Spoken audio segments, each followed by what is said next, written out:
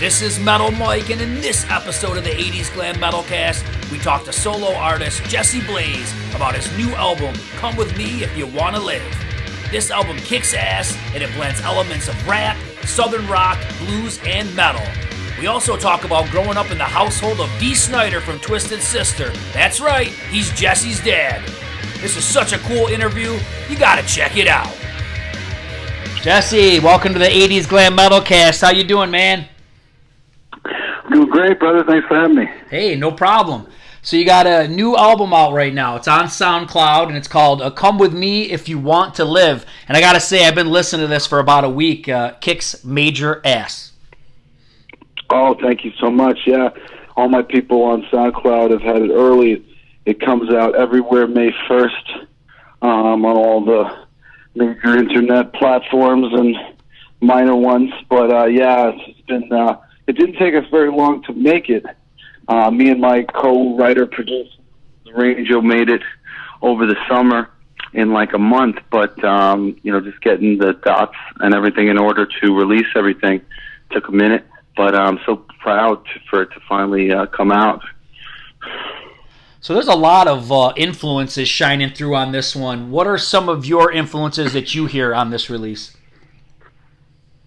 Well, it's funny. I mean, the big kind of breakout one for me, which is like my biggest influence, my favorite band, Rage Against the Machine. Mm-hmm. I just have always been super influenced by them musically, and and Zach De La Rocha. I mean, I like a lot of rappers, and especially hardcore rap, and I kind of held myself back from doing that for a while.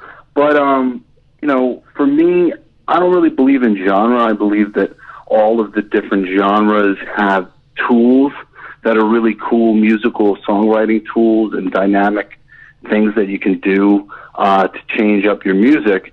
And I just like to kind of paint with the biggest palette of colors that I can. So I decided after I did the song Knockout, which I originally did for a friend of mine, he was doing a boxing show, and we recorded this song for him to be like the theme song, and the show never happened, but it was my first time I did kind of a send up to, I don't know, Lincoln Park and 8 Mile or something like that. Mm-hmm. And it came out really good. So that just inspired a lot more pieces for me to like let that part of myself out a bit. But that's a big one. And then it's like a lot of like blues rock influences. Everybody always thinks that I'd be a big child of the 80's. Right. But I was born in 82, and my dad wasn't exactly playing me his peers. He was playing me his heroes, and his heroes were all 70s bands. Yep. So Alice Cooper and Creedence Clearwater and Led Zeppelin and bands like that, AC/DC. That was more the stuff that I was exposed to when I was younger. And then I'm a big Muppet Show fan, so a big smorgasbord of music after that. I like everything, though, so, hopefully there's a lot of stuff. What do you hear? Well, you know what? I'm so glad you said CCR, because I'm like, am I crazy? But, man, I hear some, like, John Fogerty in some of this music, and it sounds great. It sounds cool. I hear Chris Cornell. Oh, thanks. I love hard Southern rock stuff. I was raised on that stuff, so it's weird. I know it's weird for people. I don't know. There's like a lot of artists who are like, well, you can't do country stuff, and I'm like, but I did. Yeah. But it's too late. I already wrote a song, and it's kind of country. But there's a bunch of stuff on there that is kind of country.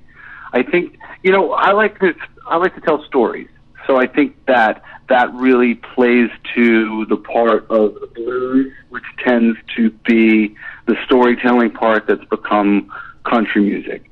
And so that definitely has a place in what I do. And then I like hard changes in rhythmic music, so that plays another part. I don't know. I'm waiting for somebody to tell me what I've made, as opposed to me saying what I did. Yeah, I just did what I liked, and it's this. This is it. Here, I like this. What do you think? Well, yeah. I think it sounds really unique, and it all comes together, and it makes sense. And I think, unfortunately, when it comes to like when somebody asks you, what does it sound like? You have to kind of start naming a few bands. You know what I mean? That's just parts of it, but like I said, it all comes together to make up its own thing. I'm wondering, what is the audience like thinking, hearing us talk about it like this? What does this sound like to somebody for this to be described? Rage Against the Machine and John Fogerty. I think but honestly, I think that's it, man. I think that's pretty. No, you know what? And there's other songs. You know, I know you like AC/DC. I heard some of that. Skinnerd. You know, I mean, I heard a lot of classic rock, and then I heard like Chris Cornell and Rage Against the Machine. I heard those elements too. So it's kind of like a potpourri of sounds, I guess, is the best way to word it, I guess. A potpourri. Oh, I like that. Yeah, you know, I mean, I like dynamic and, you know, just changing things up and doing different things. And also, in general, if I have an idea, honoring what that idea is. You know, I think there's a lot of people who kind of go, oh no, can't do that, that's too this, and then, you know, an idea never really takes shape. Or an idea seems like it should go to some place that's a little weird, and, you know, they don't want to be daring, so they don't take it there. And then you end up with, like, a pretty conformist sort of record. Right. But, you know, I let myself take those risks, and my record's definitely a little bit all over the place. But I think at the same time, it's pretty cohesive, and if you take a listen to it, I think you come away with a vibe and a feeling about who I am as an artist and where it all might go. Yeah, no, definitely, man. And I'm glad you talked about Knockout, because obviously that's the first song that everybody hears. And I would tell the audience, you know, even if they weren't into rap, it's not really like rap, you know what I mean? Like, it's got a rap vibe, but it has a rock vibe. And then when you get to the chorus, it's very rock. And the chorus is very catchy and always gets stuck in my head, and I'm sure it would get stuck in their head. But very catchy, melodic stuff as well. Oh, thank you very much. Yeah, you know, I like rappers who have a lot of melody to the way they spit. Somebody like 50 Cent comes to mind. There's a lot of melody at play in how he rolls out a lot of his verses. And you can do that. Like, I used to do covers of Rage Against the Machine in the clubs, and instead of rapping the bits, I would sing them, you know, instead of, it goes 1, 2, 3, and it's just another bomb track. You know, instead of doing that, I was going, it goes 1, 2, 3, and it's just another bomb track. And they can fake this, you know, which is just taking a rap and holding it to a key. And you can hold it to low keys and, you know, whatever kind of key you want to hold it to. But generally speaking, when I rap fairly melodically, so it plays a little bit different to the ear, and some rappers don't care about that, but I do. Well, so for the people, let's say a lot of my audience are like classic rock guys, you know, 80s rock guys, and one song where I think that people would really get into and gravitate to would be Bartender, because to me this is like AC/DC meets Leonard Skinner. That's what my ears are hearing on that one. Yeah, man, it's so funny. I wrote it ages ago, and I was trying to give it to somebody, to like a country guy. I was like, somebody got to do this. This is awesome. Like, I just thought it was awesome. It is. It really is. I wanted somebody to record it. I was just like, anybody but me. And I did this funny kind of demo of it that was very cheesy of me doing it. And it was a demo for somebody else to do it. But I think my cheesy delivery made everybody like, yeah, I don't know, it's a bit cheesy. And then I was like, screw it, man. If nobody's going to do this, I'm doing it. And I said, and I'll just make it as rocking as I can. And it was just a lot of fun. And it even includes this great little bridge part from my co-writer, Freddie Scott, who I wrote it with originally when he and I did this demo. We made this reel of me pretending to be the audience heckling me during this breakdown. And it's one of my favorite little things I've ever recorded.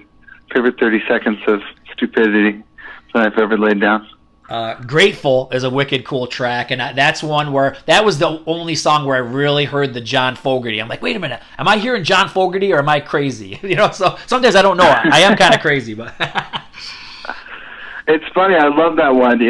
When I first heard it, me and Michael the Ranger, we did this entire thing through the internet, so I would get tracks for songs, and 9 times out of 10, I'd be like, oh, this is great. And then occasionally I would get one and I'd be like, I don't know, or no, this isn't the right one. And when I first got the track, I was like, I don't know about this. But it really came through to be a cool, rip-roaring blues track that's got some cool changes to it and stuff. I like it, I enjoy the art of putting together an album, and I'm glad that so many people have come to mention that song because, hey man, what a good message. Grateful. But really, the whole thing with it is it's grateful for getting what you came for getting what you paid for getting what you slaved for. And the whole song is about that you paid your dues and you paid your price. And you're so grateful. You're looking about it the right way. You're so grateful that it's coming. You're about to get what you want. But it's because you fucking did everything you needed to do to get it. Yeah. No mistake. Good message, man. Yeah. Another cool thing that stuck out in my mind is on the song Shut Up. I love how that your voice is kind of playing like a guitar riff almost. And I just thought that really stood out to me. Oh, that's funny. Yeah, there's so many wonderful places to steal good melody ideas from, and guitar stuff absolutely is a thing. It usually just takes a second sometimes to figure out how to articulate something in that way.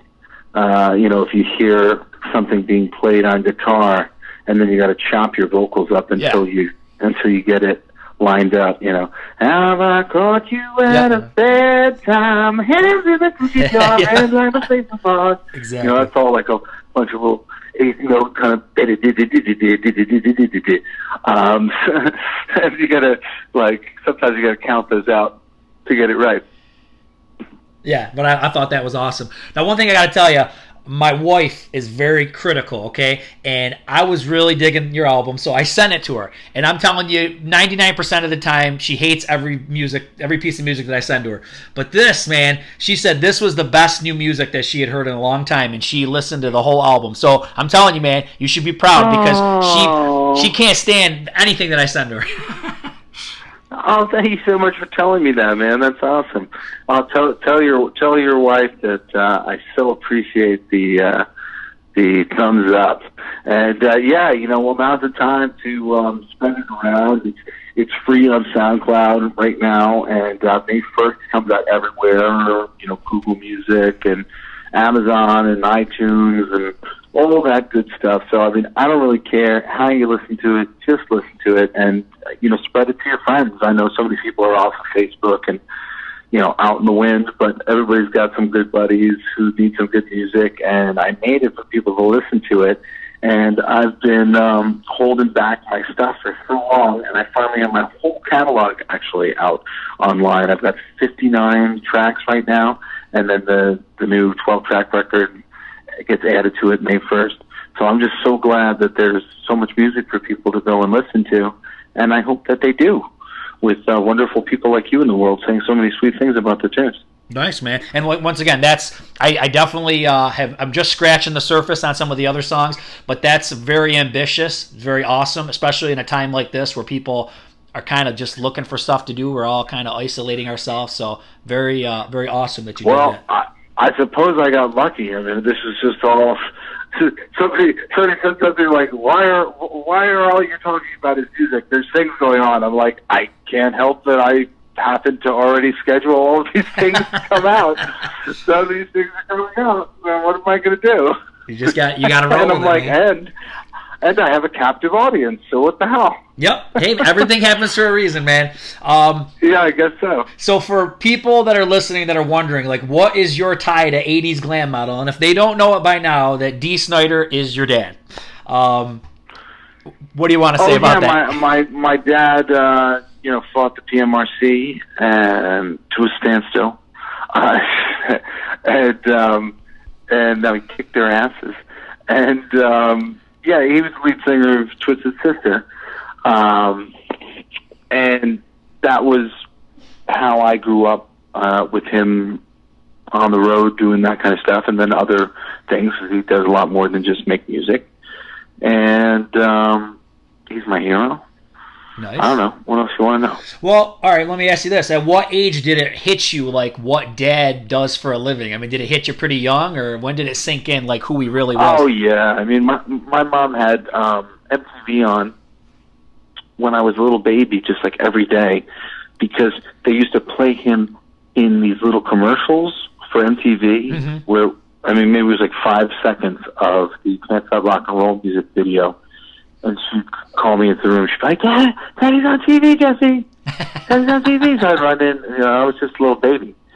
So I totally had an idea that he was a big deal. And he was just so visible with the big hair and everything.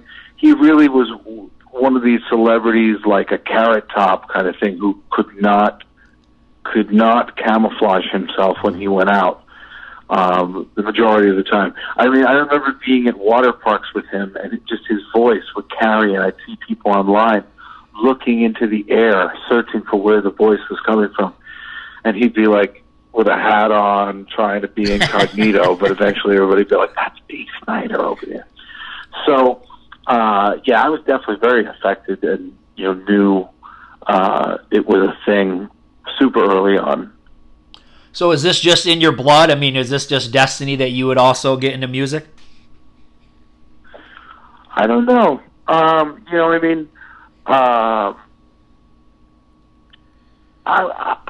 a real sensitive guy. I don't usually come off that way because I was raised by wolves. So I know how to be tough, first and foremost. But the Muppet Show saved me as a kid, as a person. Seeing these guys who were doing what they loved, despite the fact that they were aggressively bad at it, that really made me feel like I could do what I loved. And then as I got older and I saw so much of the reaction to my father, I mean, granted, I probably saw the reaction to my father when I was younger. But as I got older, I could really appreciate some of the more important reactions to him. His music wasn't really typical glam metal. He's a freedom fighter, and all of his music was about self-empowerment. Very heavy metal via Tony Robbins is the Dee Snider stuff. And I saw how he empowered people through his art. And I just wanted to do that. I just wanted to help people in that way because I was helped over and over again. Even Gene Roddenberry, creator of Star Trek, the idea that in the future we get our shit together and we have a good, bright future. Oh my goodness, what a lovely idea. I just loved the ideas that made my heart warm, and I wanted to contribute to that in whatever way I could. So I ended up contributing to that in a lot of different ways beyond music. I don't know if you know, I write comic books and there's a lot of different ways that I've tried to be that sort of person to inspire that. But it starts with my dad and other influences, I guess, on some level. But then, I don't know, man. I don't think I'd be any different if I wasn't. I don't care who my dad is, honestly. This is just me. I've always had a song in my heart. I mean, my dad's always been mortified running around the house singing, sharing songs with him, and he'd always look at me like crazy. And I didn't know what it was until I got him in the studio one day, and I realized he was kind of shy when it came to singing. He didn't really like a lot of people to be there when it was just his raw vocal.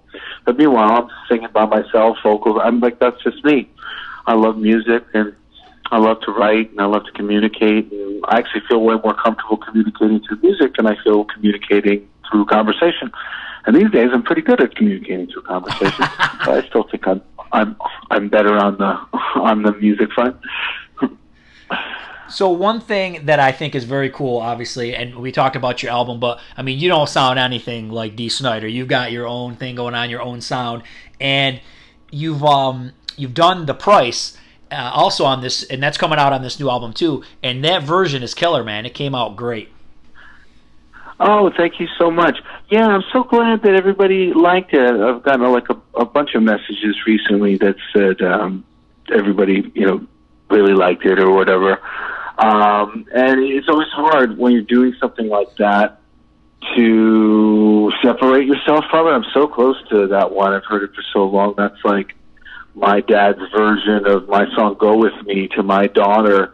That he wrote that to me and my mom when he was on the road and being away from us. So it had a big connection to me. And I always wanted to put a cover of one of my father's songs on all my records. And this one seemed like the first official record I was doing where I had any mind to make a record all at once. So when I finished, we had done the price for diabetes awareness just recently. And I decided it only made sense to include it on the album. So I'm glad that we did, and I'm so glad that people like it. And thank you for saying something. We made a cool little video to raise awareness about diabetes, and if you go look online, we filmed it at The Alley, which is this super cool club in North Hollywood, which is no longer there, unfortunately. It just got torn down, essentially. But it was really cool shooting it there, and I'm glad we did that too. The one common thread that I can really, I mean, there's probably many common threads musically between you and your dad, is it's really is the sense of melody. Because one thing about that I've least noticed as I've gotten older is the melodies in the Twisted Sister songs are insane. If you think about something like "Come Out and Play," I mean, almost like what I was telling you, like you're doing a melody that's like a vocal, like a guitar riff, okay? He does very similar things sometimes, and he does things that are, it almost could, if you took it away from metal and you did it instrumentally, it could almost be classical music or something. He's got some really dynamic melodies, and I'm telling you, you have them too, so I think that's where I feel like the common thread is there. Well, thank you. Thank you very much. It's a very high compliment. And to expand upon the compliment on my father, one, he loves show tunes. He loves a good Broadway song, and he's a great arranger. And him and Twisted Sister are great arrangers. They're a live band. They played for forever, and they were always figuring out cool bits of arrangement to close songs, and they would have alternate arrangements for the live versions, and alternate arrangements that they would set up for different recorded tracks. But he is really, really good on that front of just arranging pieces and putting it together. I've often said that he could really give me an awful song, and I could rearrange it, and I could make it a great song. Because so much of anything is just about dynamic, and you would just cut it up until you had the most dynamic arrangement of that thing, and you'd find it's way better than it was a second ago. And simple math from, going from 2 to 4 to 8, there we go, we're expanding in a good way.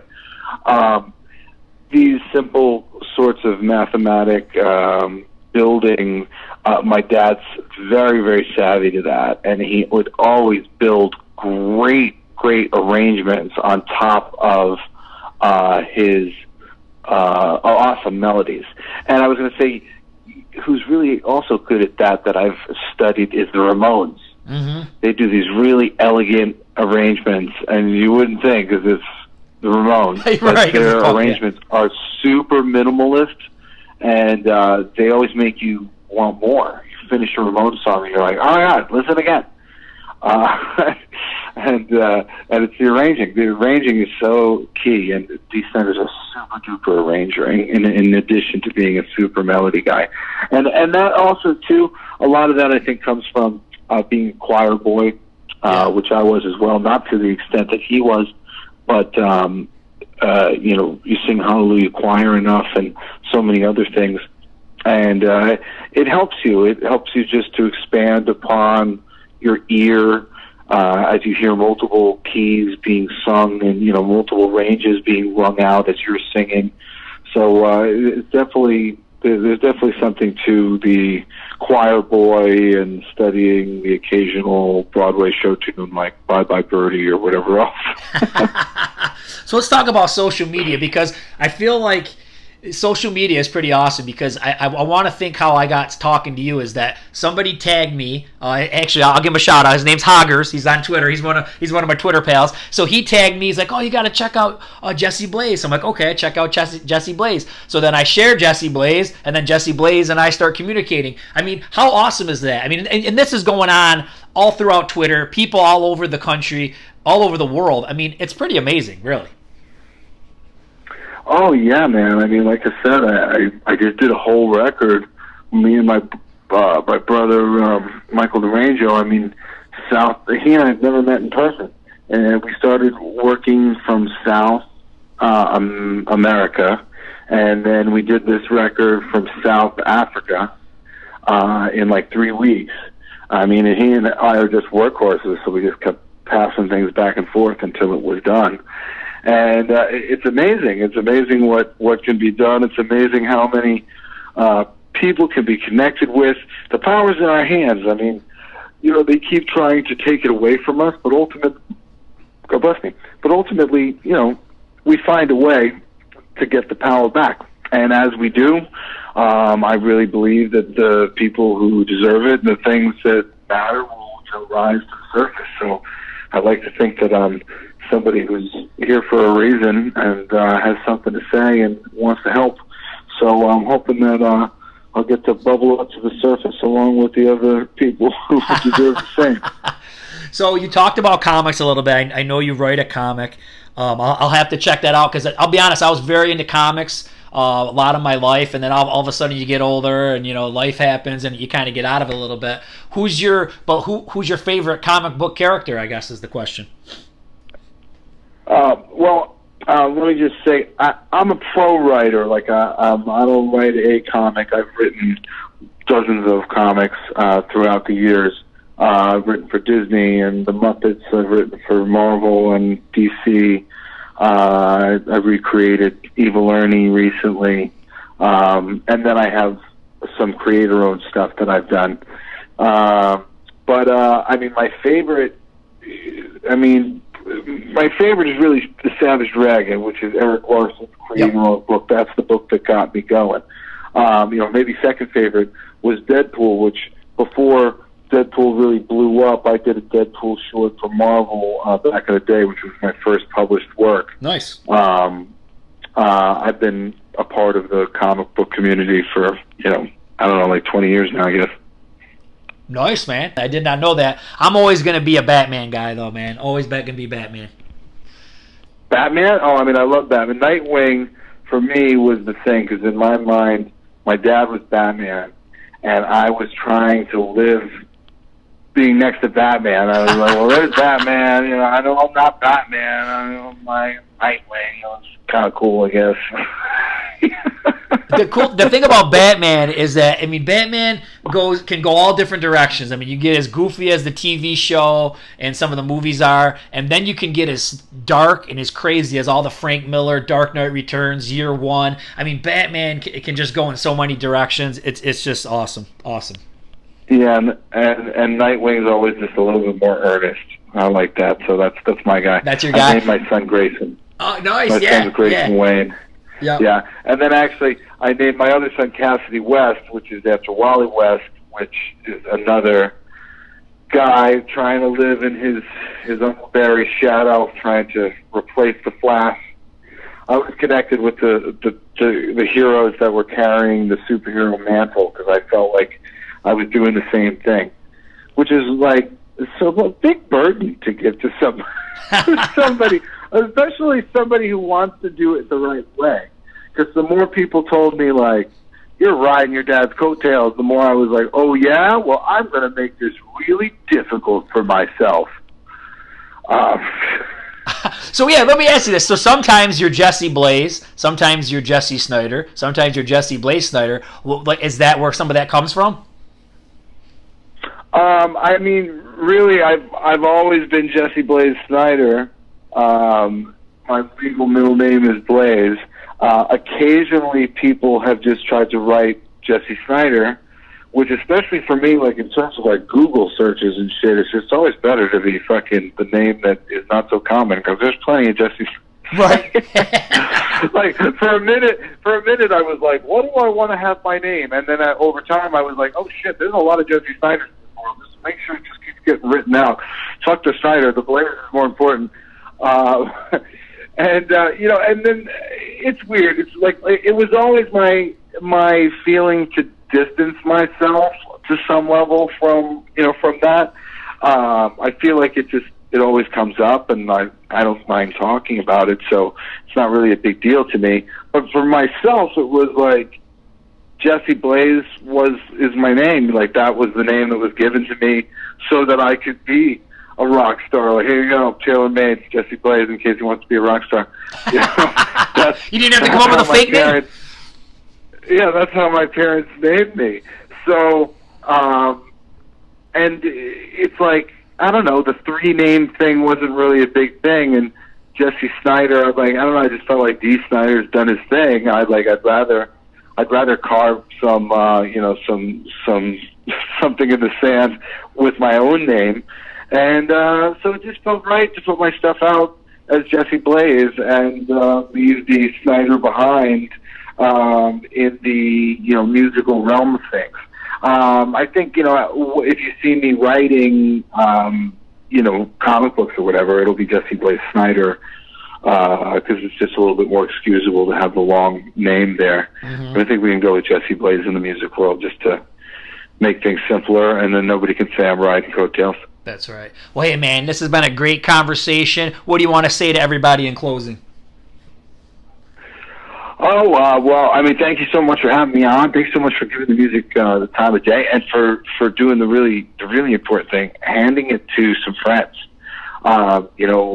If you listen to it and you love it like they did, please just give it away. I don't care. Give it. Just make people hear. I've got so much more in me. I'm sitting on so much great material, and I really just want an excuse to get it off my chest. So please spread it around and make sure people hear it, and make sure that I know that people want me to keep doing this, because there's a lot of things that I could do, and people keep asking me to stick around, but I really need people to start showing me that they're here and that they're listening. Because I'll just go make comic books for the rest of my life. Well, hey, man, lots of luck with everything that you're doing, and stay safe and healthy out there. Thank you so much for having me, brother. I really appreciate it, and thank you so much for listening. I'm so glad you and your wife really enjoyed it. Nice to meet you, and talk soon. Take care, brother. That was a great interview. We'll put the links to Jesse's music in the description. Rock on!